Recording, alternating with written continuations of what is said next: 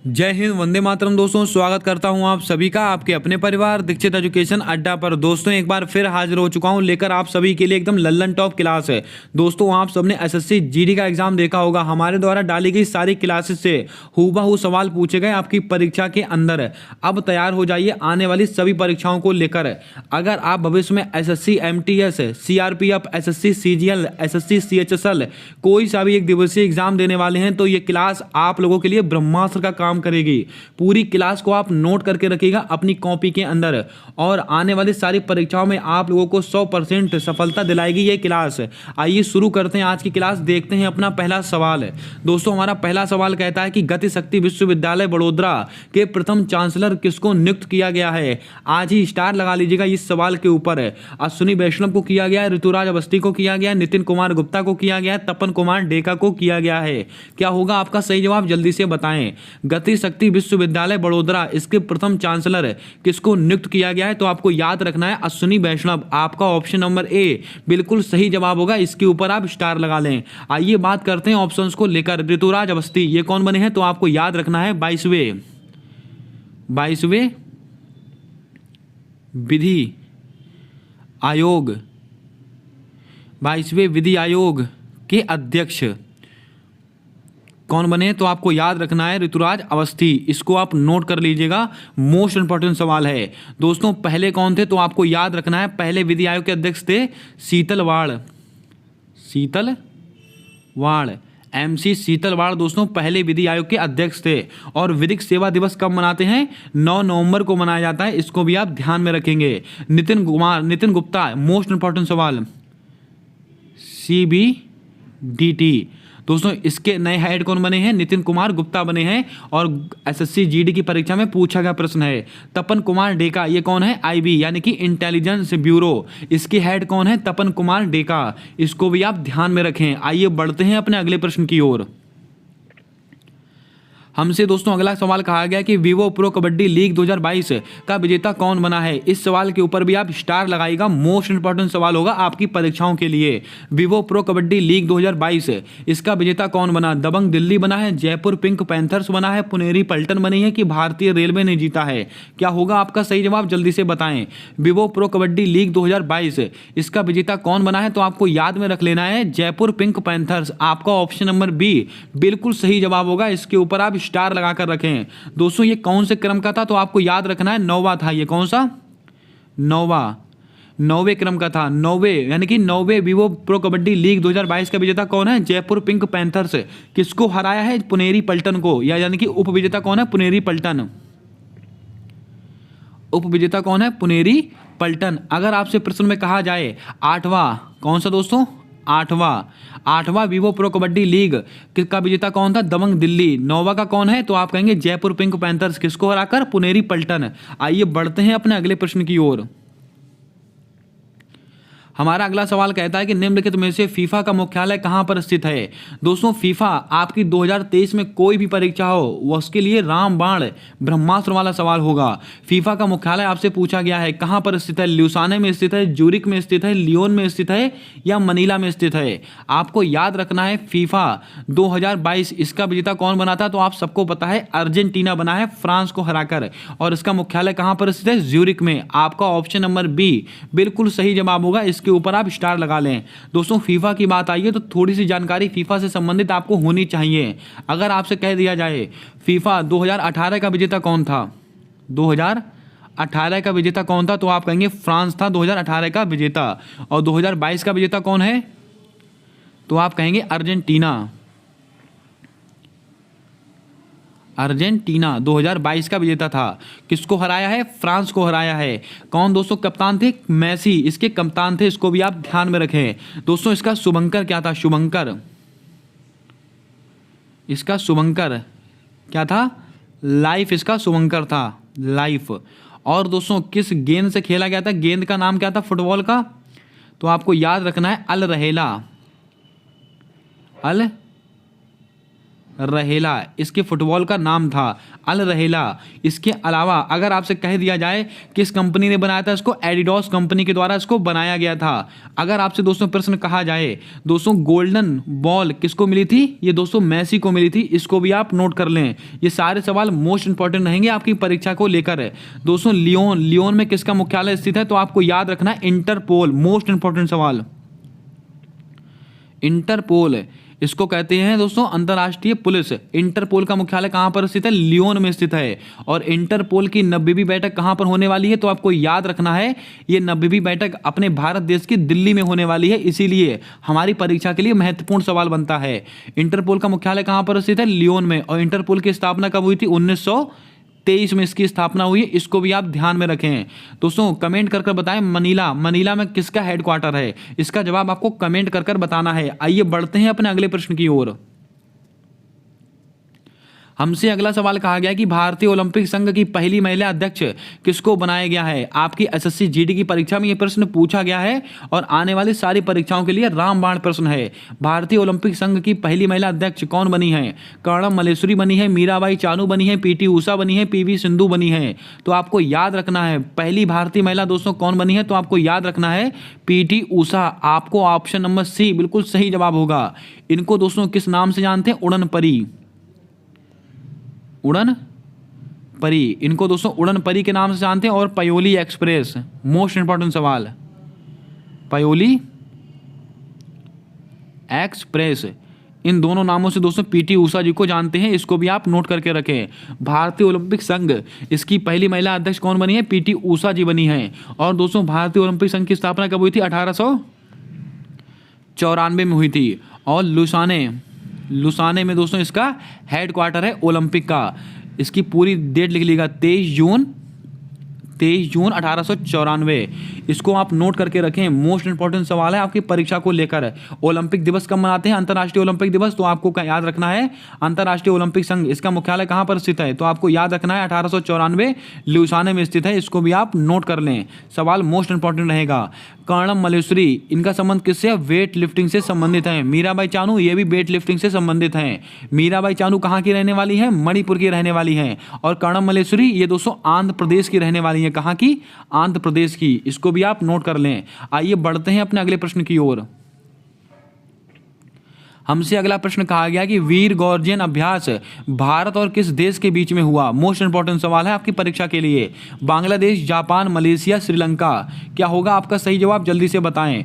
वीर गॉर्जियन अभ्यास भारत और किस देश के बीच में हुआ है, तो आपको याद करके रखना है जापान के बीच में हुआ है। आपका ऑप्शन नंबर बी बिल्कुल सही जवाब होगा। और किसका अभ्यास है, वायुसेना का, वायु सेना का अभ्यास है, इसको भी आप नोट करके रखें। दोस्तों एक और होता है धर्म गॉर्जियन। कौन सा, धर्म गॉर्जियन युद्धाभ्यास किसके बीच में होता है, भारत और जापान के बीच में होता है, इसको भी आप नोट करके रखें। दोस्तों बांग्लादेश, मोस्ट इंपॉर्टेंट सवाल, इसके बीच में दोस्तों क्या होता है, बोंगो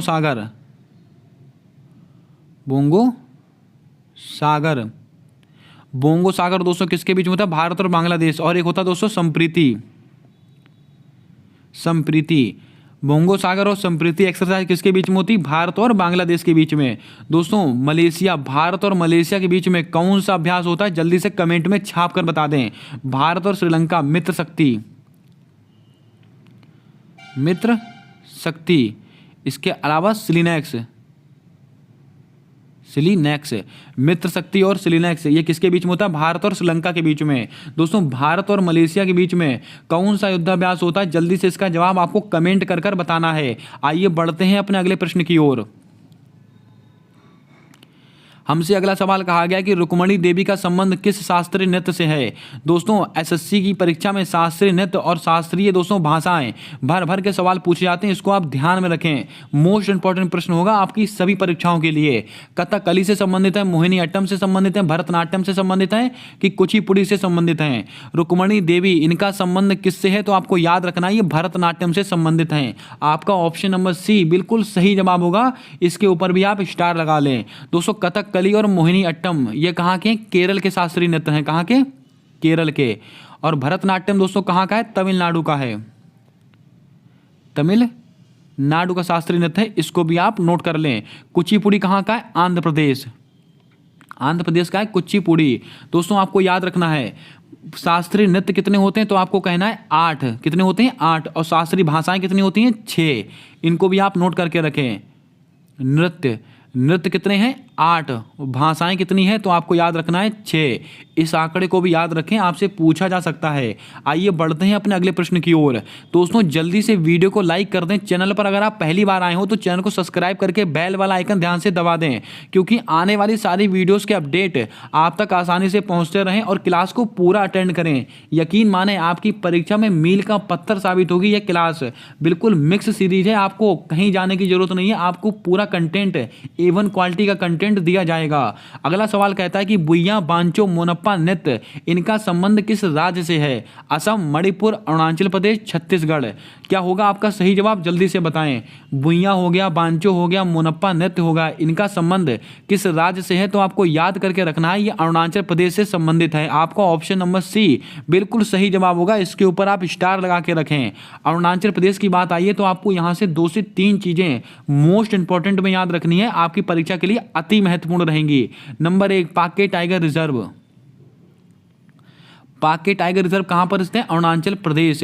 बोमडिला दर्रा, बोमडिला दर्रा ये कहां पर स्थित है? अरुणाचल प्रदेश। सेला सुरंग ये कहां पर स्थित है? अरुणाचल प्रदेश। मौलिंग राष्ट्रीय उद्यान ये कहां पर स्थित है? अरुणाचल प्रदेश। इसके अलावा डोनी पोलो एयरपोर्ट, लगाइएगा स्टार, डोनी पोलो एयरपोर्ट ये कहां पर स्थित है? अरुणाचल प्रदेश। और दोस्तों नामदफा, इसको आप यहां लिखिएगा, नामदफा राष्ट्रीय उद्यान ये कहां पर स्थित है? अरुणाचल प्रदेश। तो मैंने आपको अरुणाचल प्रदेश से क्या क्या बताया? नामदफा राष्ट्रीय उद्यान, पाके टाइगर रिजर्व, बोमडिला दर्रा, सेला सुरंग, मौलिंग राष्ट्रीय उद्यान, डोनी पोलो एयरपोर्ट, बुइया, बांचो, मोनप्पा नृत्य, इनका सबका संबंध कहां से? अरुणाचल प्रदेश। इसको आप नोट कर लें, आने वाली परीक्षाओं के लिए रामबाण सवाल होंगे। दोस्तों असम में क्या मनाया जाता है? बिहू। असम में क्या मनाया जाता है? बिहू मनाया जाता है। बिहू दोस्तों कटी बिहू, और भी 2 प्रकार के बिहू हैं। अगर बात करें दोस्तों छत्तीसगढ़, पिंडवानी नृत्य, पिंडवानी नृत्य का संबंध कहां से है? छत्तीसगढ़ से है। और इसकी फेमस कलाकार कौन है? तीजन बाई। इसको भी आप नोट करके रखें। अब दोस्तों आप कमेंट करके बताएं, भारत का एकमात्र तैरता हुआ राष्ट्रीय उद्यान कहां पर स्थित है और उसका क्या नाम है? इसका जवाब आपको कमेंट कर बताना है। आइए बढ़ते हैं अपने अगले प्रश्न की ओर। दोस्तों जितने सवाल मैं आपको कमेंट करने के लिए कह रहा हूं, आपको बारी बारी से सारे का जवाब देना है, क्योंकि मोस्ट इंपॉर्टेंट प्रश्न है आपकी सारी परीक्षाओं के लिए। हमारा अगला प्रश्न कहता है कि पश्चिम बंगाल के वर्तमान राज्यपाल कौन है? दोस्तों आप SSC GD का एग्जाम उठाकर देखिए, हर शिफ्ट में एक नई नियुक्ति आपसे पूछी गई है। आने वाली सारी शिफ्टों में आपसे पूछा जाने वाला सवाल होगा, पश्चिम बंगाल के वर्तमान राज्यपाल कौन है? CV आनंद हैं, जगदीश मुखी हैं, मनोज सिन्हा हैं, सत्यदेव नारायण आर्य हैं। क्या होगा आपका सही जवाब? जल्दी से बताएं। पश्चिम बंगाल, इसके वर्तमान राज्यपाल कौन है? तो आपको याद रखना है CV आनंद। आपका ऑप्शन नंबर ए बिल्कुल सही जवाब होगा। दोस्तों ये क्यों महत्वपूर्ण है? क्योंकि भारत के उपराष्ट्रपति जगदीप धनखड़ जी इससे पहले पश्चिम बंगाल के राज्यपाल थे। वो दोस्तों अब क्या बन गए हैं? भारत के उपराष्ट्रपति बन गए हैं। लेकिन अब उनके स्थान पर कौन आ चुका है? CV आनंद। इसीलिए ये सवाल आपकी परीक्षा के लिए मोस्ट इंपॉर्टेंट रहेगा। अगर बात करें जगदीश मुखी, ये कहाँ के हैं? नागालैंड, नागालैंड। दोस्तों इसके कौन है? जगदीश मुखी दोस्तों हैं। और जगदीश मुखी दोस्तों असम के भी हैं। कहाँ के? असम के भी हैं। इसको भी आप नोट करके रखें। नागालैंड में दोस्तों कौन सा फेस्टिवल मनाते हैं? Hornbill festival. हॉर्नबिल फेस्टिवल कहाँ मनाते हैं? नागालैंड। दोस्तों मनोज सिन्हा ये कहाँ के राज्यपाल हैं? जम्मू एंड कश्मीर के, जम्मू एंड कश्मीर के। इसको भी आप याद रखें। सत्यदेव नारायण आर्य ये कहाँ के? त्रिपुरा के। त्रिपुरा के राज्यपाल कौन है? तो आपको याद रखना है सत्यदेव नारायण आर्य। और त्रिपुरा के मुख्यमंत्री कौन है? डॉक्टर मानिक साहा। ये दोस्तों त्रिपुरा के नए मुख्यमंत्री बनाए गए हैं, इनको भी आप याद रखें। और त्रिपुरा में कौन सा फेस्टिवल मनाया जाता है? खारची महोत्सव। और त्रिपुरा की भाषा क्या है? Coke baroque. इतनी चीजें आपको याद रखनी है। मोस्ट इंपॉर्टेंट सवाल रहेंगे आपकी परीक्षाओं के लिए। आइए बढ़ते हैं अपने अगले प्रश्न की ओर। दोस्तों हमसे अगला सवाल कहा गया कि मेजर ध्यानचंद खेल रत्न पुरस्कार 2022 किसको प्राप्त हुआ है। लगाइएगा स्टार, आपकी परीक्षा में सीधा सवाल छपेगा। नीरज चोपड़ा को मिला है, शरत कमल अंचिता को मिला है, मीराबाई चानू को मिला है, एल्डोल पाल को मिला है। दोस्तों आप सबको पता है मेजर ध्यानचंद खेल रत्न पुरस्कार, इसका पहले क्या नाम था, राजीव गांधी खेल रत्न पुरस्कार। और इसको दोस्तों किसको दिया गया 2022 में, शरत कमल अंचिता। आपका ऑप्शन नंबर बी बिल्कुल सही जवाब होगा। और इनका संबंध किससे है, टेबल टेनिस से संबंधित है। इन्होंने कॉमनवेल्थ गेम के अंदर सर्वाधिक पदक जीते थे, किसने, शरत कमल अंचिता ने। इसीलिए दोस्तों 2022 का मेजर ध्यानचंद खेल रत्न पुरस्कार किसको दिया गया है, शरत कमल अंचिता को। और इसमें कितनी राशि दी जाती है, 25 लाख रुपए दिया जाता है इसके अंदर। इसको भी आप नोट कर लें। बात करते हैं नीरज चोपड़ा, इनका संबंध किससे, भाला फेंक। जल्दी से दोस्तों कमेंट करके बताएं भाला फेंक दिवस कब मनाते हैं। भाला फेंक दिवस, इसका सेलिब्रेशन कब किया जाता है, इसका जवाब आपको कमेंट कर कर बताना है। मीराबाई चानू, इनका संबंध किससे, वेट लिफ्टिंग से संबंधित हैं। और ये नाम आप नोट करें, मोस्ट इंपॉर्टेंट की श्रेणी में रहेगा। एल्डोल पाल, इनका संबंध किससे, ट्रिपल जंप। क्या है, ट्रिपल जंप। दोस्तों इन्होंने क्या किया है, कॉमनवेल्थ गेम के अंदर गोल्ड मेडल दिलाया है अपने भारत देश को। किससे संबंधित है, ट्रिपल जंप से संबंधित है। इसको भी आप नोट कर लें। आइए बढ़ते हैं अपने अगले प्रश्न की ओर। हमारा अगला प्रश्न कहता है कि सियाचिन पर तैनात होने वाली पहली महिला अधिकारी कौन है। दोस्तों आप इस सवाल के ऊपर डालिएगा, 100% आपकी परीक्षा में पूछा जाने वाला सवाल होगा। इसको आप वेरी वेरी वेरी इंपॉर्टेंट की श्रेणी में रखेंगे। इस सवाल को आने वाली सभी परीक्षाओं के लिए रामबाण सवाल होगा।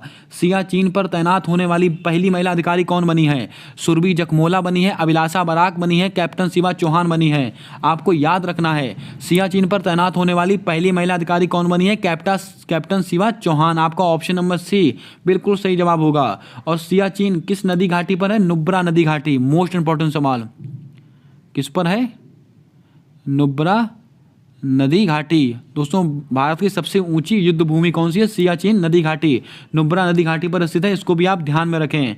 दोस्तों अभिलाषा बराक, इन्होंने क्या किया है, एविएशन कॉर्प, पहली महिला एविएशन कॉर्प,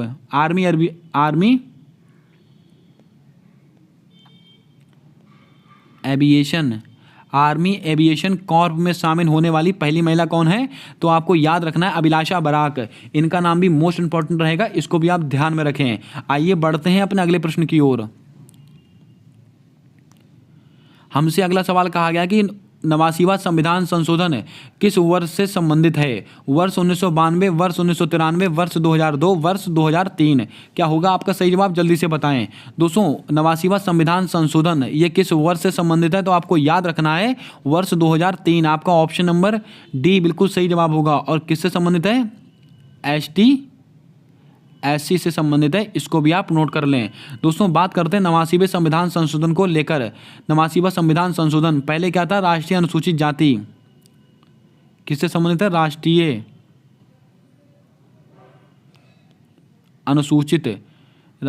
अनुसूचित जाति। और आर्टिकल कौन सा है इसका, आर्टिकल है दोस्तों आर्टिकल 338। आर्टिकल 338 है। राष्ट्रीय अनुसूचित जाति क्या था, आर्टिकल 338। उसके बाद होता है 89वां संविधान संशोधन 2003 में। और यही राष्ट्रीय अनुसूचित जाति क्या बन जाता है, राष्ट्रीय अनुसूचित जनजाति बन जाता है। और आर्टिकल कौन सा हो जाता है, आर्टिकल 338A। इन दोनों पॉइंटों को आप याद रखें। अगर आपसे कहा जाए राष्ट्रीय अनुसूचित जाति से संबंधित अनुच्छेद कौन सा है, 338 है, लेकिन राष्ट्रीय अनुसूचित जनजाति से संबंधित कौन सा है, आर्टिकल 338A। इसको आप ध्यान में रखें। 1992 में दोस्तों क्या हुआ था, 73वां संविधान संशोधन का अधिनियम है, लागू कब हुआ था, 1993 में 73वां संविधान संशोधन। 2002 में दोस्तों क्या हुआ था, 86वां संविधान संशोधन। कौन सा, 86वां संविधान संशोधन हुआ था। और ये दोस्तों 73वां संविधान संशोधन है। इसको भी आप नोट कर लें। आइए बढ़ते हैं अपने अगले प्रश्न की ओर। हमारा अगला सवाल कहता है कि जीन बैंक परियोजना का संबंध किस राज्य से है, त्रिपुरा, कर्नाटक, महाराष्ट्र, छत्तीसगढ़। क्या होगा आपका सही जवाब, जल्दी से बताएं। जीन बैंक परियोजना, इसका संबंध किस राज्य से है। और आपकी परीक्षा में पूछा गया प्रश्न है, CET की परीक्षा में यह सवाल आपसे पूछा गया था। इसका संबंध कहाँ से है, महाराष्ट्र से है। आपका ऑप्शन नंबर सी बिल्कुल सही जवाब होगा। अब दोस्तों कुछ महत्वपूर्ण योजनाएं मैं आपको लिख के देता हूँ, वो आप नोट करें, आपकी परीक्षाओं के लिए अति महत्वपूर्ण रहेंगी। त्रिपुरा की दोस्तों एक योजना है चासुर्मी कल्याण योजना। कौन सी, चा श्रमी कल्याण योजना, चा श्रमिक कल्याण योजना। इसके अलावा अर्न विद लर्न, लगाइएगा star, earn with learn. Earn with learn योजना कहाँ की? त्रिपुरा की है। चा श्रमिक कल्याण योजना और अर्न विद लर्न ये कहाँ की योजनाएं हैं? त्रिपुरा की योजना है। कर्नाटक काशी रथ यात्रा, काशी रथ यात्रा और विनय समरस योजना, विनय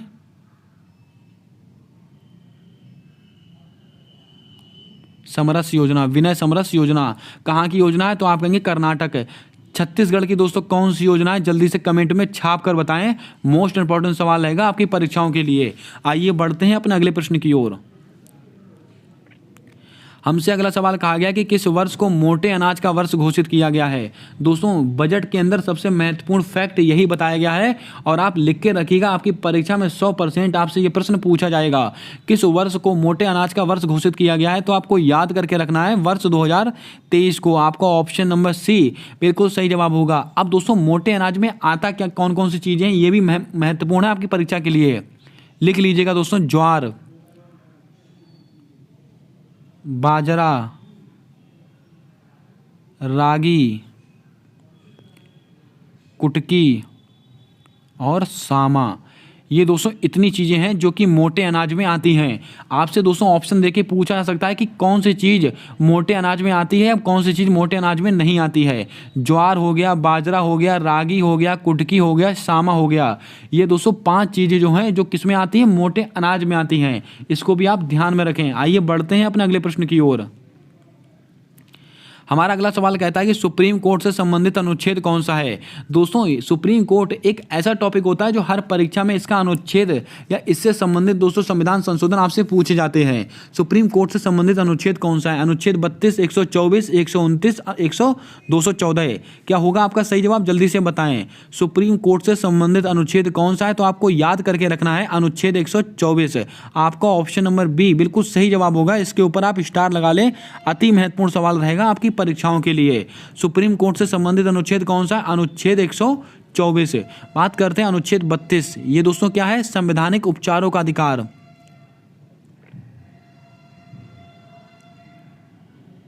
संवैधानिक उपचारों का अधिकार ये दोस्तों किसके अंतर्गत आता है? तो आपको याद रखना है अनुच्छेद 32।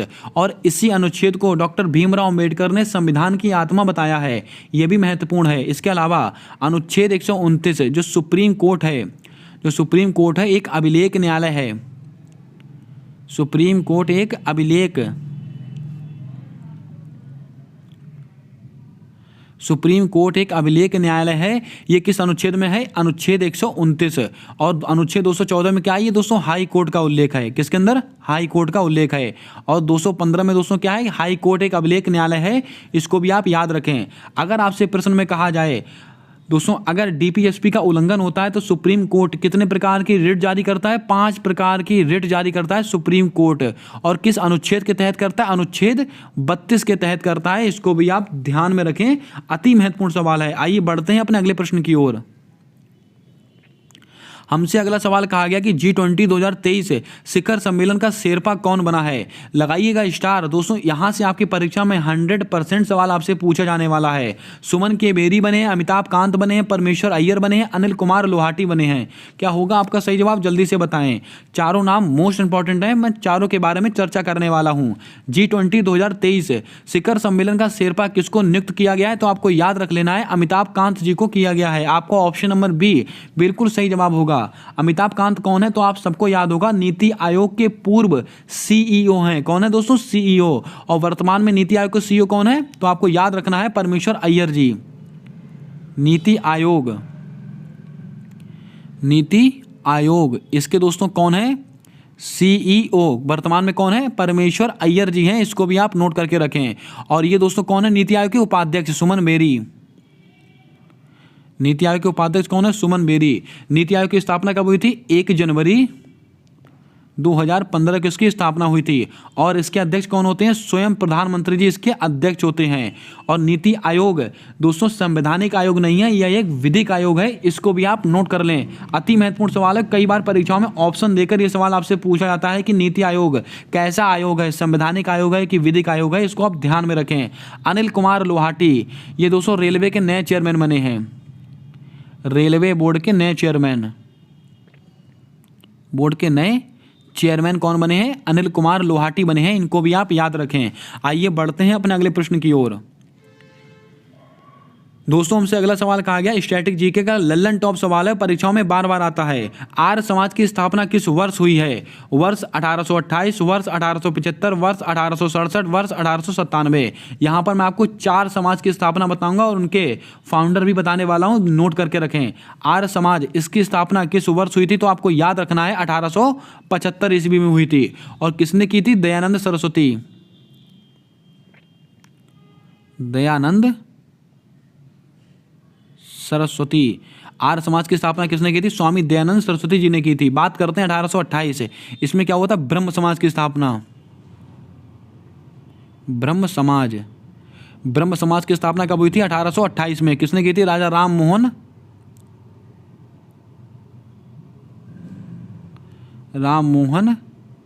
राजा राम मोहन राय ने दोस्तों किसकी स्थापना की है? तो आपको याद रखना है ब्रह्म समाज की स्थापना की है। अब आप कमेंट करके बताएं इनको राजा की उपाधि किसने दी थी? इसका जवाब आपको कमेंट में छाप कर बताना है। 1867 इसमें क्या होता है? प्रार्थना समाज की स्थापना। प्रार्थना समाज की स्थापना कब हुई है? 1867 में हुई है। किसने की है? आत्माराम पांडुरंग। आत्माराम पांडुरंग ने दोस्तों इसकी स्थापना की है। बात करते हैं 1897, मोस्ट इंपॉर्टेंट सवाल, रामकिशन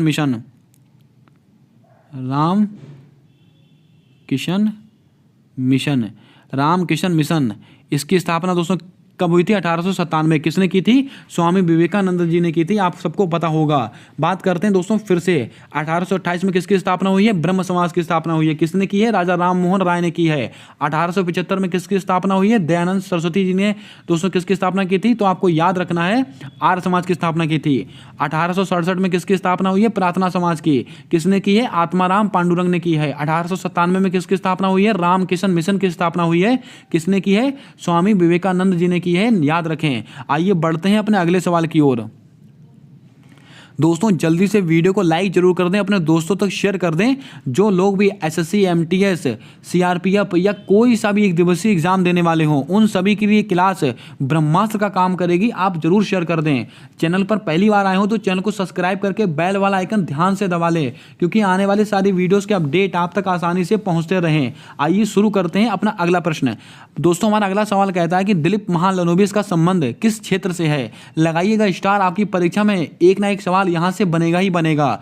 दोस्तों 2022 में पद्म विभूषण पुरस्कारों की घोषणा की गई थी, तो आपको याद रखना है दोस्तों किसको किसको दिए गए थे, ये मैं आपको धीरे धीरे बताऊंगा। बात करते हैं दिलीप महालनोबिस, इनका संबंध किससे है? तो आपको याद रखना है ये चिकित्सक हैं। आपको ऑप्शन नंबर सी बिल्कुल सही जवाब होगा। और दोस्तों इनको क्या मिला है? 2023 का पद्म विभूषण। पद्म विभूषण 2023 किसको दिया गया है? तो आपको याद रखना है दिलीप महालनोबिस। इन्होंने दोस्तों ओआरएस घोल, इसको पूरा लिख लीजिएगा आप, ओआरएस घोल की स्थापना दोस्तों इसका विकसित किया है, तो आपको याद रखना दिलीप महालनोबिस ने किया है। इनको पद्म विभूषण पुरस्कार 2023 मिला है, इसको भी आप नोट करके रखें। दोस्तों पत्रकार, इनका नाम आप याद रखें, इसके लिए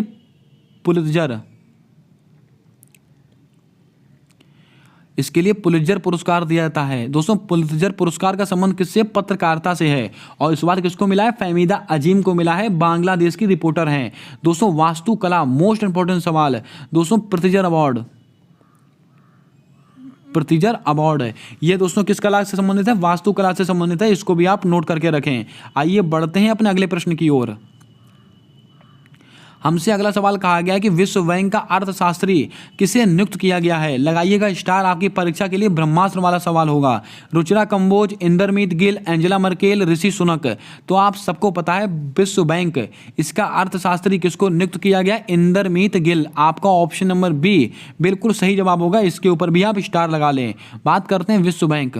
दोस्तों आपको याद रखना वर्ल्ड बैंक प्लस IMF, इसकी स्थापना कब हुई थी? 1944 के दोस्तों एक ब्रेटन वुड सम्मेलन, ब्रेटन वुड सम्मेलन है 1944 का दोस्तों ब्रेटन वुड सम्मेलन में दोस्तों इनकी स्थापना हुई थी, विश्व बैंक और IMF। और दोस्तों इनको जुड़वा बहनें कहा जाता है और इनका मुख्यालय कहाँ पर स्थित है? वाशिंगटन DC में इनका मुख्यालय स्थित है, इसको भी आप नोट करके रखें। इन दोनों को जुड़वा बहनें कहा जाता है।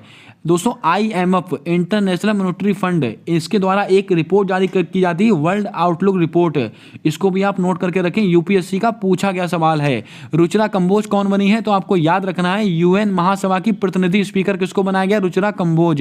एंजेला मर्केल, इनको विश्व यूनेस्को शांति पुरस्कार दिया गया है। यूनेस्को शांति पुरस्कार किसको मिला है? Angela Merkel. ऋषि सुनक दोस्तों क्या है? इंग्लैंड के प्रधानमंत्री बने हैं।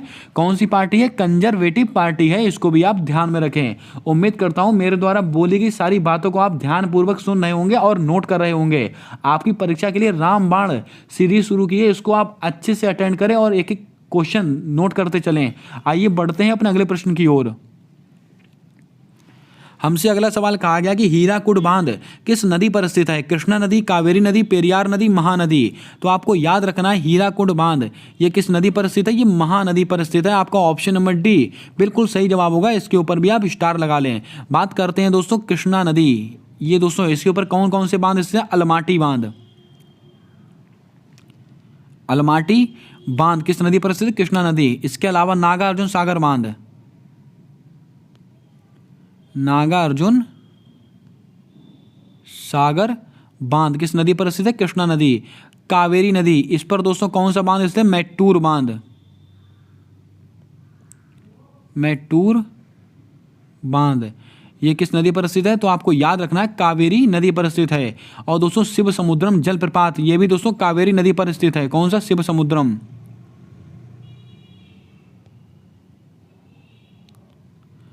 शिव समुद्रम जलप्रपात किस नदी पर स्थित है? कावेरी नदी। पेरियार नदी पर दोस्तों कौन सा बांध स्थित है? इडुक्की बांध। इडुक्की बांध ये दोस्तों पेरियार नदी पर स्थित है। तो मैंने आपको कितने सारे बांध नोट करा दिए। कृष्णा नदी पर क्या क्या स्थित है? अलमाटी बांध और नागार्जुन सागर बांध। कावेरी नदी पर दोस्तों मैटूर बांध स्थित है और शिव समुद्रम जलप्रपात स्थित है। पेरियार नदी पर इडुक्की बांध स्थित है और हीराकुड बांध महानदी पर स्थित है, इसको भी आप नोट करके रखें। आइए बढ़ते हैं अपने अगले प्रश्न की ओर। हमारा अगला सवाल कहता है कि मार्शल आर्ट गतका का संबंध किस राज्य से है? दोस्तों ये बहुत ही महत्वपूर्ण सवाल है, इसको आप सीरियसली नोट कीजिएगा। पंजाब, मणिपुर, केरल, उड़ीसा। तो आपको याद रखना है जो मार्शल आर्ट गतका है वो किस राज्य का है? ये पंजाब का है। और इसको दोस्तों हाल ही में भगवंत मान जी के द्वारा, यानी कि दोस्तों वहाँ के जो मुख्यमंत्री हैं भगवंत मान, उनके द्वारा इसको नृत्य घोषित करने की बात की गई है, उसको नृत्य घोषित कर दिया गया है, इसको आप नोट करके रखें। बात करते हैं मणिपुर। मणिपुर का दोस्तों क्या है? थांगटा। थांगटा दोस्तों थांगटा कहाँ का है? मणिपुर का मार्शल आर्ट है। केरल का दोस्तों कौन सा? कलारी पट्टू। कलारी पट्टू ये कहाँ का है? केरल का मार्शल आर्ट है, इसको भी आप नोट करके रखें, महत्वपूर्ण सवाल रहेगा आपकी परीक्षाओं के लिए। आइए बढ़ते हैं अपने अगले प्रश्न की ओर। दोस्तों आज का हमारा अगला और अंतिम प्रश्न है, नर्मदा नदी कहाँ पर गिरती है? अमरकंटक की पहाड़ी पर, अरब सागर पर, बंगाल की खाड़ी पर, महाबलेश्वर की पहाड़ी पर। क्या होगा आपका सही जवाब? जल्दी से बताएं। दोस्तों नर्मदा नदी निकलती कहाँ से? अमरकंटक की पहाड़ी से इसका उद्गम होता है। इसका उद्गम स्थान कहाँ पर होता है? अमरकंटक की पहाड़ी से। और गिरती कहाँ पर? अरब सागर में। तो आपका ऑप्शन नंबर बी बिल्कुल सही जवाब होगा, इसके ऊपर भी आप स्टार लगा लें, अति महत्वपूर्ण सवाल रहेगा। और गंगा नदी दोस्तों कहाँ पर गिरती है? तो आपको याद रखना है गंगा नदी बंगाल की खाड़ी में गिरती है और गोमुख गंगोत्री से निकलती है। दोस्तों ये थी आज की कुछ महत्वपूर्ण प्रश्नों की सीरीज। अब आप कमेंट कर बताएं आपको ये प्रश्नों की सीरीज कैसी लगी। क्या ऐसी सीरीज आगे शुरू होनी चाहिए? क्या इसको लगातार करते रहना चाहिए? अगर आप दोस्तों बोलेंगे तो इसको हम लगातार रखेंगे। और कमेंट में जरूर बताएं इन 20 प्रश्नों में से आपने कितना प्रश्न सही किया। अपना स्कोर जरूर आप लिखकर बताएं। अगर आपको क्लास पसंद आई हो तो क्लास जल्दी से लाइक कर दें और चैनल पर नए हो तो चैनल को सब्सक्राइब करके बेल वाला आइकन भी ध्यान से दबा लें, क्योंकि आने वाली सारी वीडियोस के अपडेट आप तक आसानी से पहुंचते रहें। मिलते हैं आने वाली अगली वीडियो में, तब तक के लिए जय हिंद जय भारत दोस्तों। अपना सपोर्ट अपना प्रेम हमारे यूट्यूब चैनल के साथ हमेशा यूं ही बनाकर रखें।